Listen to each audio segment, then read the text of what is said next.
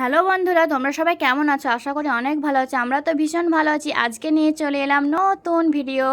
তো অনেক দিন পরে চলে এলাম নতুন ভিডিও নিয়ে। তো এই যে তোমরা এখানে দেখতে পাচ্ছ হনুমান এসেছে, আর হনুমানের বাচ্চাও আছে, পেটে জড়িয়ে ধরে আছে। তো এই হনুমানটা দেখতেই পাচ্ছ তোমরা, হাতে করে আলো দিচ্ছি।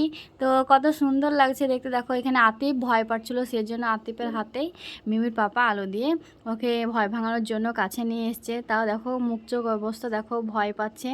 আর আতিফকে বলছে যে হাতে করে আলু দাও, আতিফ কিছুতেই দিতে চাইছে না, সেই জন্য এখানে মিমির পাপা দিয়ে দিল। আর আতিফ পড়াশোনা করছিল, পড়াশোনা করতে করতেই মিমির পাপা কোলে নিয়ে চলে এলো আলু দেওয়ার জন্য। এখানে দীপু আছে, মিমির পাপা আছে, আতিফ আছে। তো আমরা এখানে সবাই আনন্দ করে হনুমান দেখছিলাম আর আলু দিচ্ছিলাম। তো এইভাবে কি তোমরা হনুমানকে তোমাদের বাড়িতে এভাবে কি আলু দাও?